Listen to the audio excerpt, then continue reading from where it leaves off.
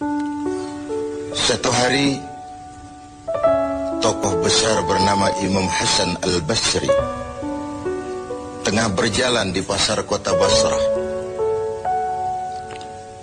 Datang seseorang lalu bertanya kepada beliau, "Ya Aba Ishaq," wahai Abu Ishaq, panggilan buat Imam Hasan al-Basri. Katanya dalam Quran itu, "Ud'uni astajib lakum." Berdoalah kepadaku, aku akan jawab doamu. Mintalah kepadaku, aku akan penuhi permintaanmu. Begitu janji Allah dalam Quran. Lah kami ini, kata si orang tadi, sudah lama berdoa kepada Allah. Sudah banyak kali kami memohon kepadanya. Wah, kok sampai sekarang doa kami nggak dijawab-jawab, nggak pernah dikabulkan. Ini bagaimana? Katanya berdoa, aku kabulkan. Sudah lama kami berdoa. Kenapa nggak pernah dikabul-kabulkan? Apa doa kami salah pasang? Apa Tuhan pas kebetulan nggak dengar? Atau bagaimana ini? Imam Hasan al-Basri senyum lalu menjawab, "Ya ahlal Basrah, hai penduduk Basrah, hatimu mati. Dari hati yang mati, bagaimana mungkin doa akan terjawab? Tidak ada getaran yang menyebabkan channel kepada Allah itu nyambung. Tidak ada. Dari hati yang mati, doa tidak mengeluarkan getaran untuk sampai kepada aras. Hatimu mati, maka doamu tidak dikabulkan." Kita renungkanlah jawaban ini. Sederhana, doa tidak didengar Tuhan. Permohonan tidak dikabulkan olehnya. Tapi kalau kita mau menukik kepada renungan yang lebih jauh, kemalangan apa yang lebih besar? Selain daripada kalau Allah sudah berpaling kepada kita dalam hidup ini. Permohonan tidak didengar, doa tidak dikabulkan, Allah sudah masa bodoh dengan kita. Kemana lagi langit tempat kita bernaung? Kemana lagi bumi tempat kita berpijak? Kalau Allah sudah berpaling dalam hidup ini kepada kita, itulah kemalangan yang paling besar dalam hidup ini. Sementara kita berleha-leha, menurut kita kemalangan itu kehilangan jabatan, kemalangan itu kehilangan harta benda, kemalangan itu adalah kehilangan orang yang kita sayangi. Allah berpaling dalam hidup kita, tidak pernah kita melakukan evaluasi. Nah, apa yang menyebabkan hati itu jadi mati? Sehingga tidak ada getaran yang nyambung ke aras, yang mengakibatkan Tuhan berpaling dari kita. Doa tidak lagi didengar, permohonan tidak lagi dikabulkan. Ada beberapa hal yang menyebabkan hati jadi mati, sehingga doa tidak terangkat. Imam Hasan al-Basri menjelaskan beberapa faktor yang menyebabkan hati menjadi mati. Tidak ada lagi getaran yang mengantarkan doa ke aras, sehingga Tuhan pun berpaling. Yang pertama kata beliau, "Araftumallaha wa lam tu'tuhu haqqah." Kamu kenal Allah, tapi haknya untuk disembah, kewajibanmu untuk menyembah, tidak pernah kamu laksanakan. Bagaimana hati tidak jadi mati? Kenal. Siapa pencipta alam semesta? Allah. Siapa pencipta lautan, gunung, sungai? Allah. Siapa pencipta langit dan bumi? Allah. Siapa pengatur segala-galanya? Allah. Sholat apa tidak? Tergantung kebutuhan.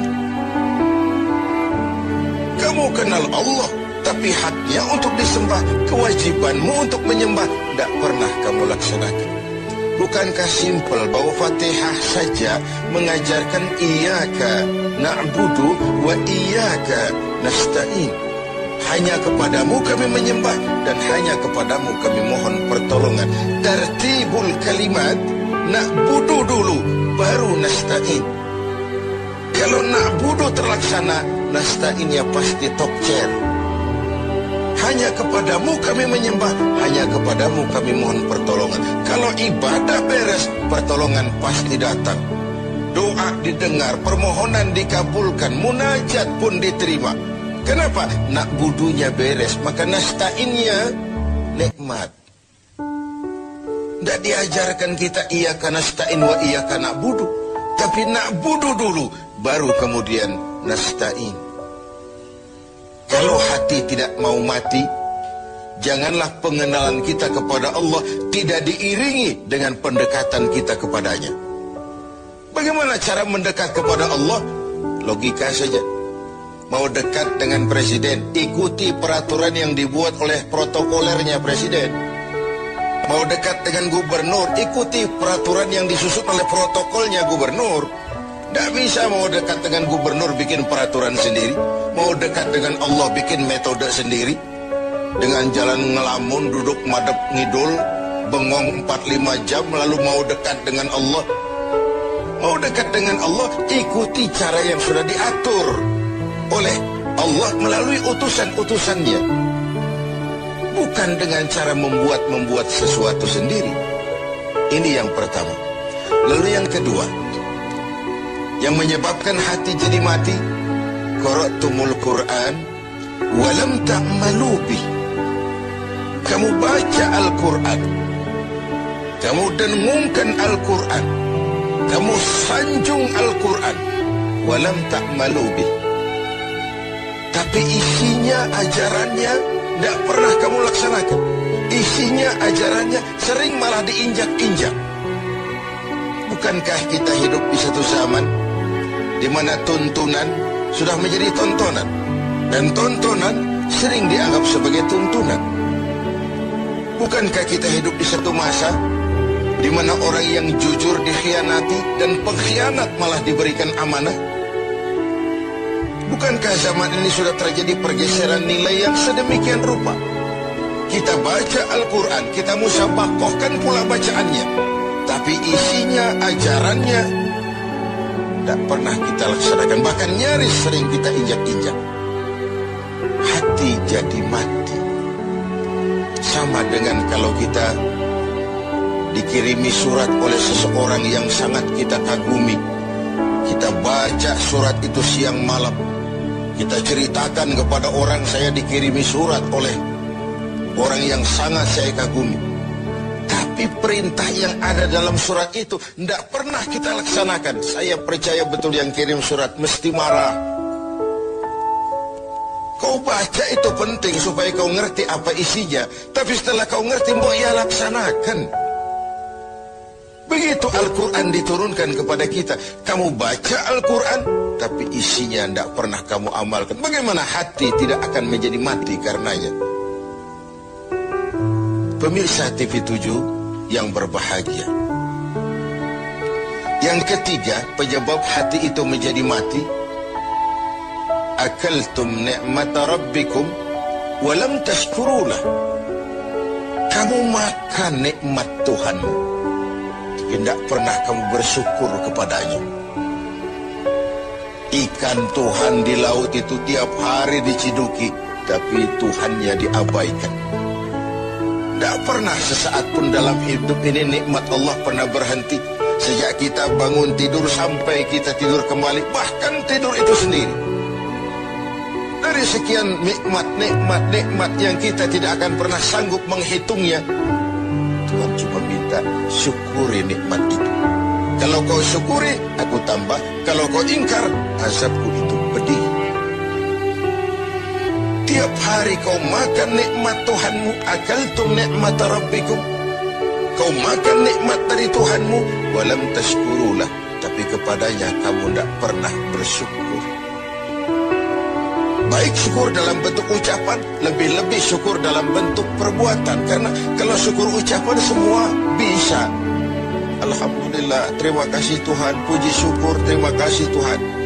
Tapi perbuatannya sering tidak sinkron dengan ucapannya.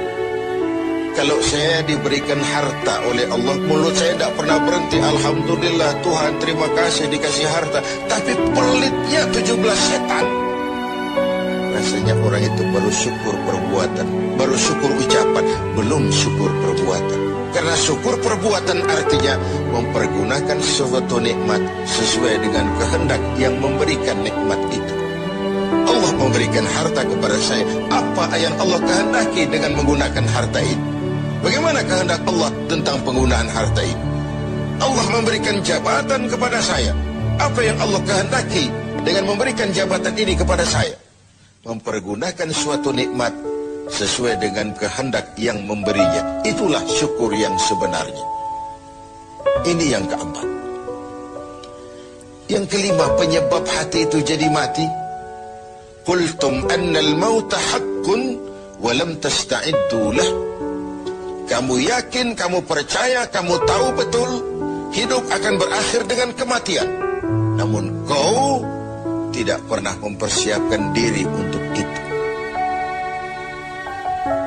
Baik menghadapi kematian maupun menghadapi yang lebih penting sesudah kematian. Karena mati pada dasarnya sebuah peralihan dari sebuah tahap kehidupan kepada tahap kehidupan yang berikutnya. Bukan akhir. Bahkan saya lebih cenderung mengatakan mati adalah istilah yang digunakan bagi orang yang sedang hidup. Sipulan mati itu kan kata yang hidup. Yang mengalami sedang pindah ke alam lain. Jadi tidak ada alasan hidup sulit bener, mending mati habis urusan. Tidak selesai sampai di situ. Tidak selesai urusannya. Hidup terus berlanjut di alam barzakh, terus berlanjut di alam mahsyar. Ini satu perjalanan panjang. Seperti kita akan berangkat keluar kota yang jauh, tentu kita harus menyiapkan bekal. Semakin jauh perjalanan, semakin banyak bekal yang kita bawa. Kalau Anda akan berangkat jauh, tidak bawa bekal berangkat juga, itu kan nekat sama namanya. Sampai ke tujuan belum tentu, sengsara di jalan sudah pasti.